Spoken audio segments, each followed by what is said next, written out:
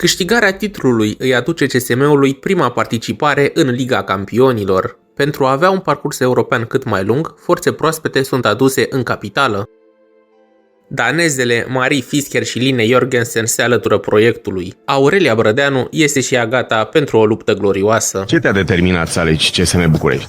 În primul rând, joacă în Liga Campionilor și își doresc foarte mult un rezultat foarte bun și la fel îmi doresc și eu, în cariera mea chiar îmi doresc să joc la cel mai înalt nivel.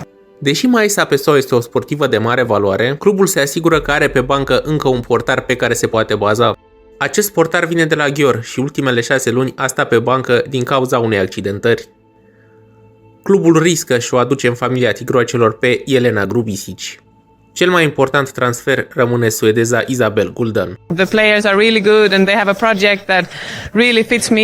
They want to win something and they want to progress, and I also want to progress and develop my playing. Epoca de aur a tigroacelor este pe punctul de a începe. Prima victorie a sezonului vine pe terenul nou promovatei Măgura Cisnădie. CSM are un mic avans de 3 goluri la pauză, dar la final se impune cu scorul de 36-25.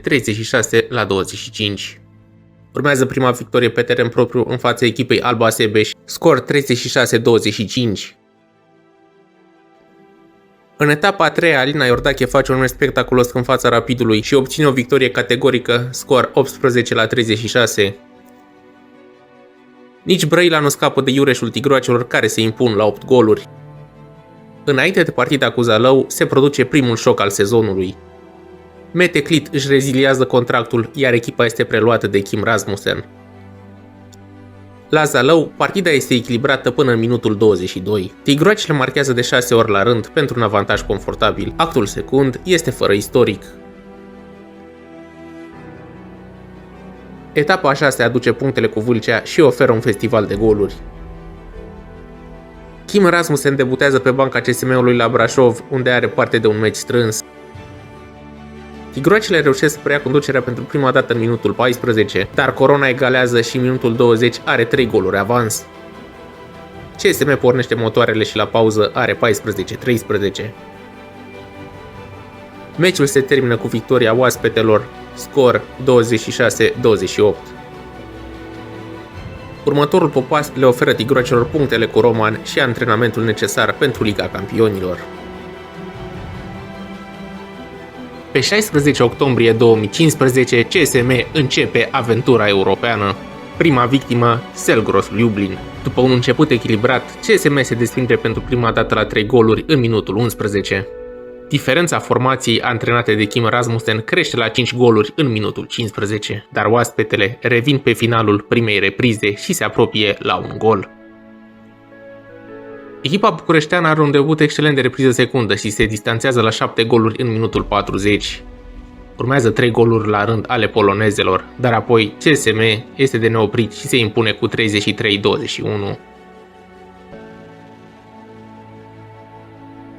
Următoarea etapă o găsește pe campioana României în Suedia.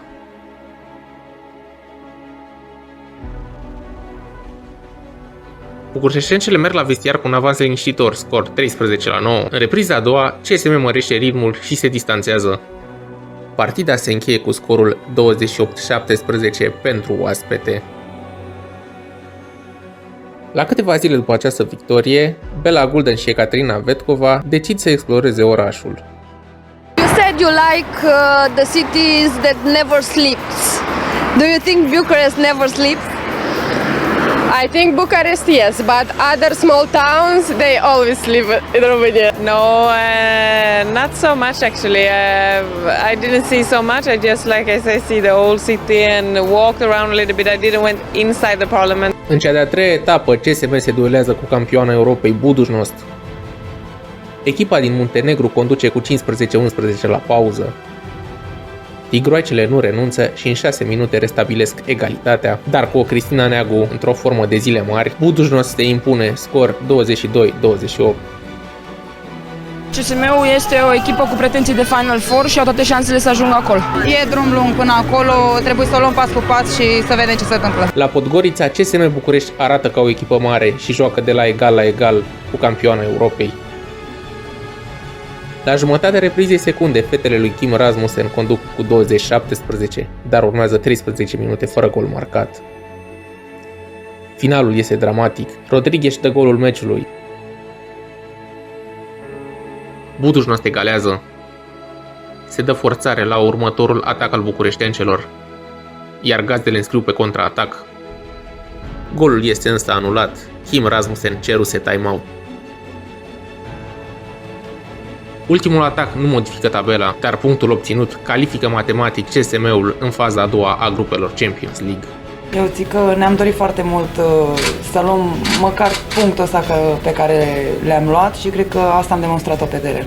The coach will say it was a coach victory since it was a nice timeout he put in the last second. But we all know this is not true. It was a team effort and I'm very happy that we could perform this good in Podgorica. The girls were really showing good heart and good emotions, so they deserved the point, and I think that we deserved both points. So we are satisfied it's going in the right direction, and we just want to get better. Do remember that the players win the game and the coaches loses the game. This is the rule. Deja calificate în următoarea fază a grupelor, tigroacele joacă fără să forțeze returul cu polonezele de la Lublin. Partida este echilibrată până în minutul 45, când Mica Prădeanu ia jocul pe cont propriu. În final, oaspetele se impun cu scorul de 30-27. Este momentul pentru derbiul campionatului. În ultima etapă a turului, băimărencele încep în forță și au un avantaj de 2 goluri. Tigroacele le stabilesc egalitatea, dar Baia Mare continuă să domine jocul. În minutul 18, Elisei are șansa să o aducă pe Baia Mare la un avantaj de 4 goluri, dar PSOA este la datorie. Gazdele gestionează mai bine finalul reprizei și intră la cabine cu un avantaj de 3 goluri.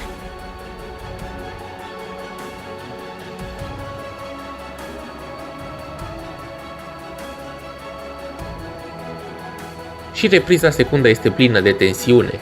CSM reușește să-și țină rivala la 3 goluri în urmă pe parcursul meciului. Ana Paula Rodriguez aduce CSM-ului pentru prima dată un avantaj de 4 goluri. Partida se termină cu scorul de 24-21, iar fetele lui Kim Rasmussen devin favorite la câștigarea titlului. Play happy, enjoy, and I'm so happy because today I enjoy handball. Da, contează foarte mult să ai un portar care să te ajute pentru că îți dă elan și este mult mai ușor. She played very good and yeah, we know that she's a good player, but today we didn't score the goals and this is something we have to work on for the next game. Ultimul meci european al anului aduce încă o victorie categorică în fața suedezelor de la Sävehof, scor 27-22. Anul 2016 începe în forță. În 5 zile tigroacele au de jucat 2 partide oficiale. Din păcate, acestea nu se pot baza pe Line Jorgensen în următoarele luni. It's a big loss because she's our only left-handed right back, so of course we have to find new ways to play now.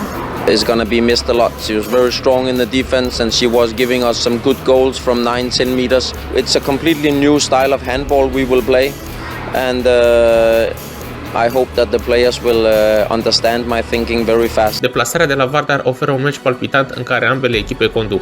Din păcate, bucureștencele pierd la un gol. Următoarea etapă a grupelor principale oferă duelul cu Midtjylland, echipă cunoscută în prezent sub numele de ICAST. În prima repriză, danezele au momente mai bune de joc și intră la vestiară cu un avans de 2 goluri. Și în repriza secundă, oaspetele au inițiativa și se desprind la 3 goluri. CSM egalează la 14, punctând prin Curea, Guldan și Vărzaru.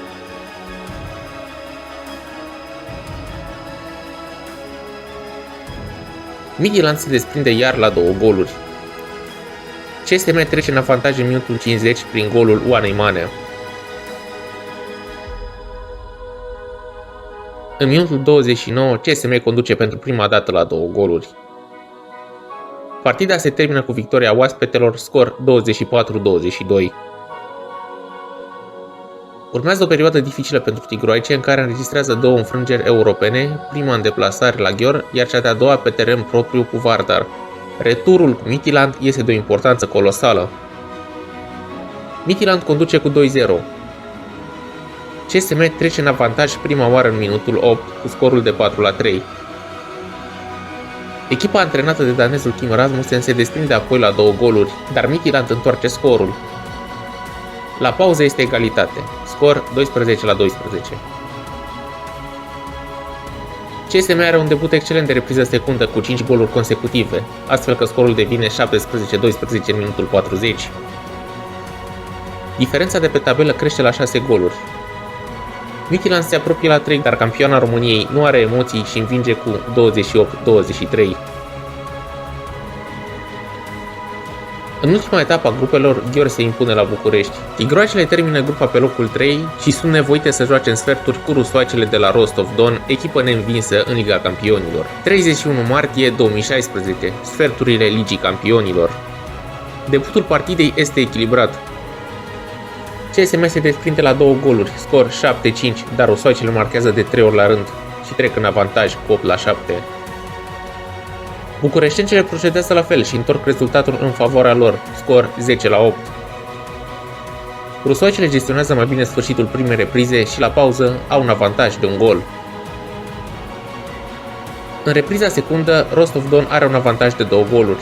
Tigroacele marchează de 5 ori și se află iarăși la conducere, scor 19-16.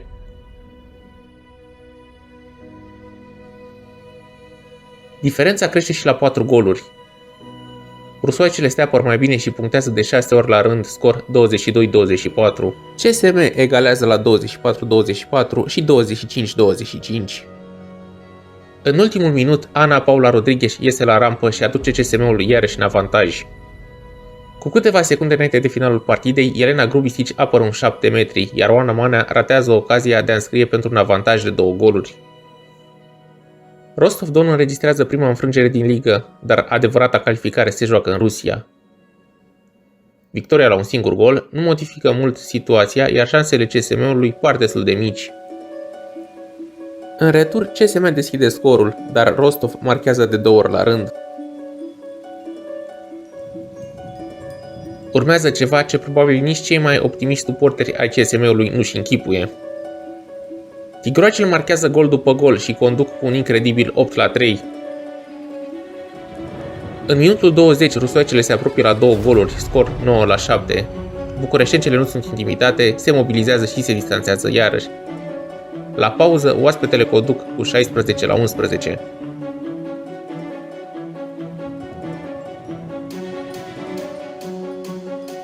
Forma excelentă continuă și în debutul reprize secunde când scorul devine 11-18.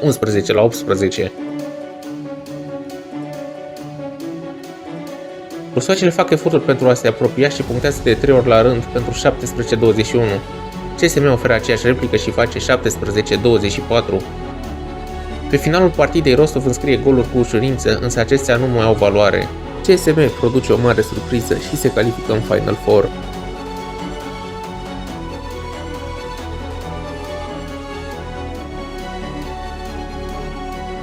La 10 zile după returul cu Rostov-Don, CSM obține matematic titlul de campioană națională pentru al 2-lea an la rând.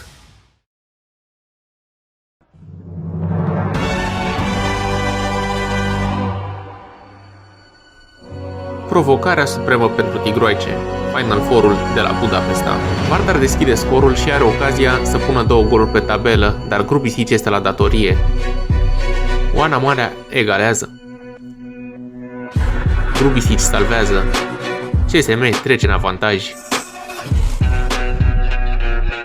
Portarul tigroacelor scoate minge după minge și își ajută coechipierele să se desprindă cu fiecare atac.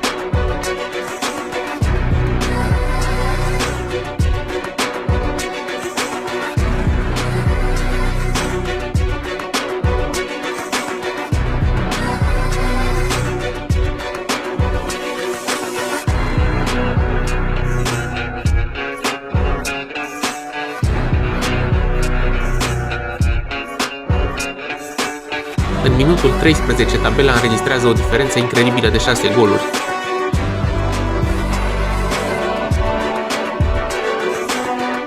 Fetele lui Kim Rasmussen se distanțează și la 7 goluri și păstrează un permanent avantaj de 5-6 goluri până la finalul reprizei.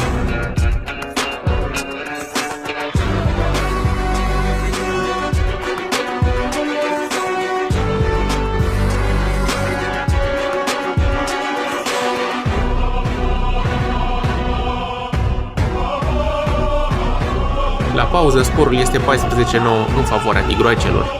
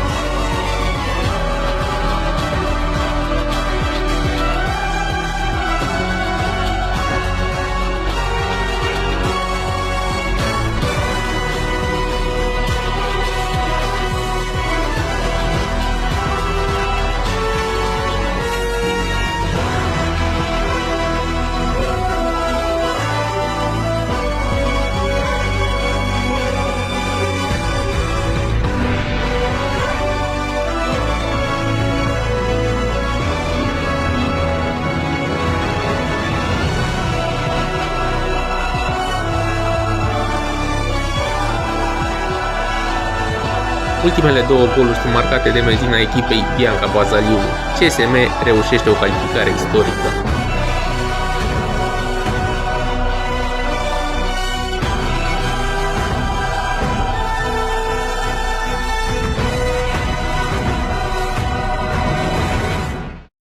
Cum a fost? Ați mai întâlnit Vardar Skopje în două rânduri în grupă, ați pierdut de fiecare dată, în schimb în această seară ați arătat ca o mașină hotărâtă, ca un tăvălug hotărât să șteargă tot în calea ei până în finala mare. Niciun meci nu se aseamănă cu celălalt, părerea mea că ele au intrat deja cu gândul că suntem pierzătoare noi.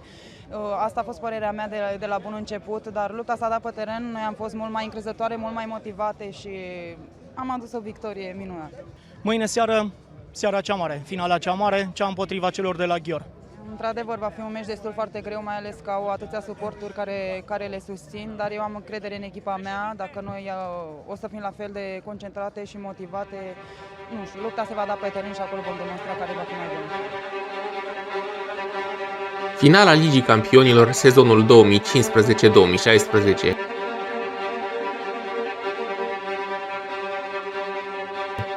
Ghior deschide scorul. CSM marchează de 2 ori la rând prin Bella Gulden.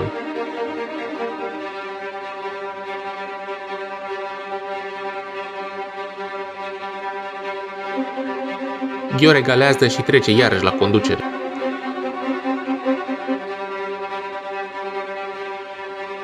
Tigroacele aleargă mereu după egalare și o obțin fie prin Gulden, fie prin Torstensson.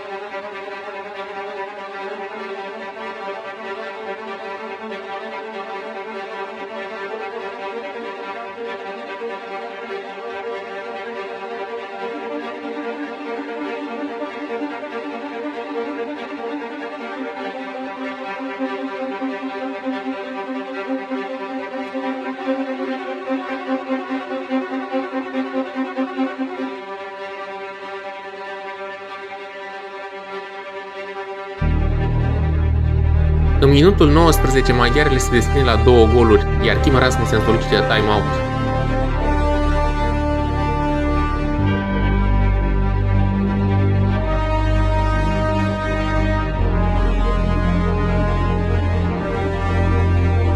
Jocul se reia, Oana Mana își trece numele pe lista marcatoarelor.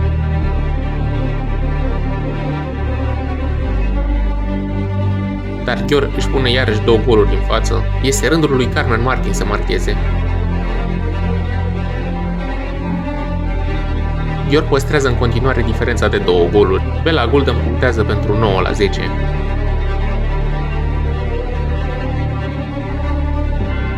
Câteva clipe mai târziu, Ana Paula Rodriguez restabilește egalitatea.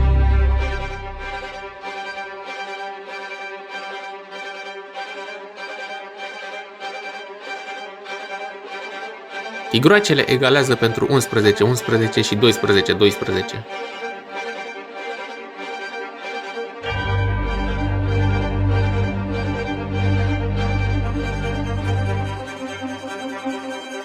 Ambrose Martin cere timp de odihnă.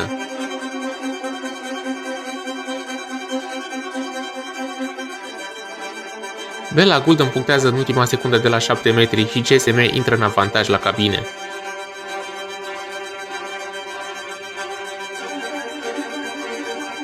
Tot suedeza modifică tabela în repriza secundă când aduce un avans de 2 goluri.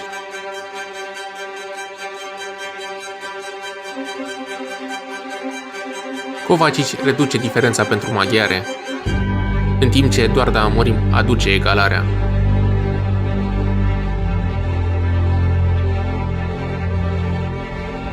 Tot brazilianca își aduce iarăși echipa în avantaj. Este rândul Oanei Manea să echilibreze balanța, dar Ghior nu iartă și trece iarăși în avantaj. Partida devine o urmărire continuă, la conducere fiind când o echipă când alta.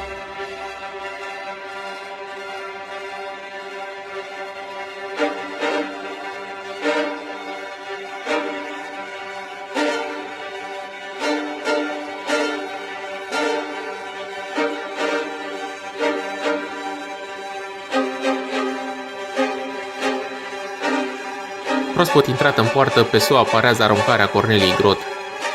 CSM are șansa să treacă în avantaj, dar tigroacele ratează. O nouă paradă pe SOA și o nouă ocazie pentru CSM să treacă la conducere. Din păcate, și această ocazie este ratată.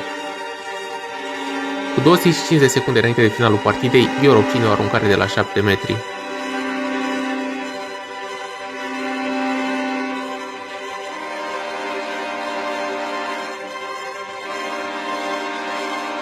Anita Gheorbiț vine să execute.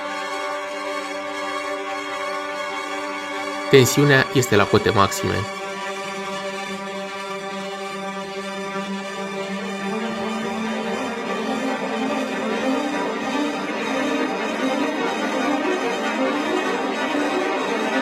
Cu 17 secunde înainte de fluierul final, Ghior este în avantaj. Kim Rasmussen cere timeout pentru o ultimă strategie.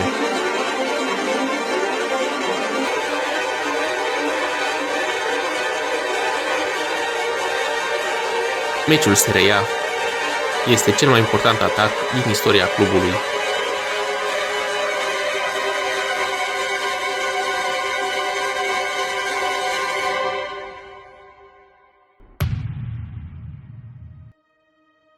Ana Paula Rodriguez îi pasează lineei Torstensson, iar suedeza marchează un gol miraculos.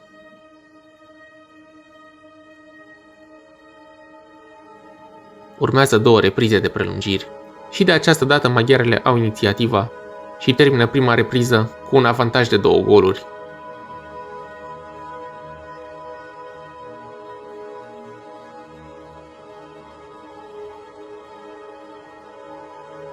Tigrocele marchează imediat în repriza secundă prin linia Torstensson, dar Ghior oferă replica prin Cornelia Grot. Oana Moanea este pe poziție și reduce din diferență. Intrăm în ultimul minut de joc.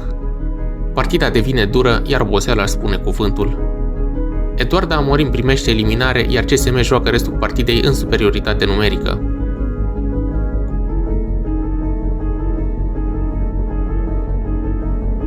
Cu 10 secunde înainte de final, Isabel Gulden restabilește egalitatea din 7 metri.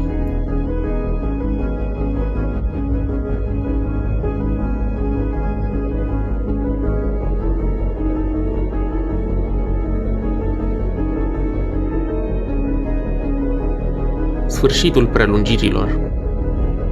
Noua stăpână a Europei va fi decisă la aruncările de la 7 metri.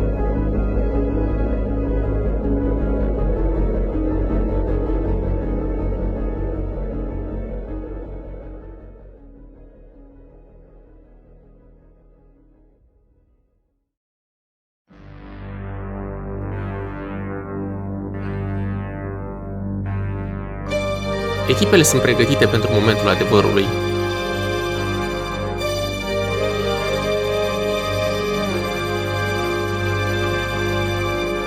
Bella Gulden începe seria aruncărilor și punctează. Kovacic face același lucru. Carmen Martin le aduce iarăși pe tigroaci în avantaj. Cornelia Grot se pregătește să execute.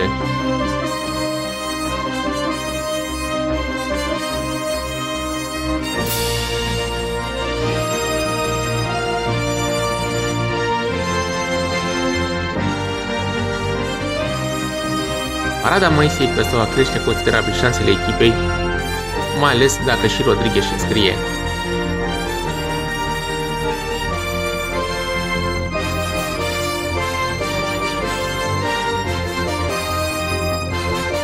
Veterana Heidi Löke încearcă să salveze situația.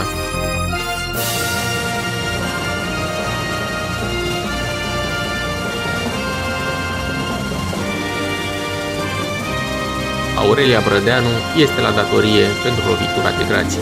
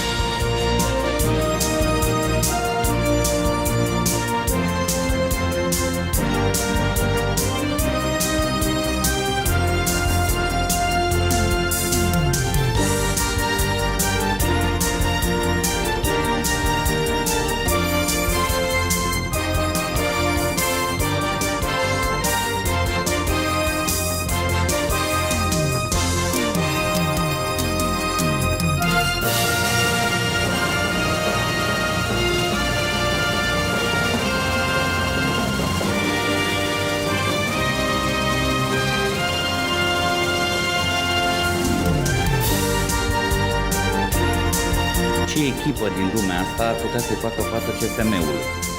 Niciuna. Cupa e foarte mare, e foarte grea, mi-a spus fetele. Oana Mania, Marica Petoa și Adrian Vasile de la CSM. CSM București!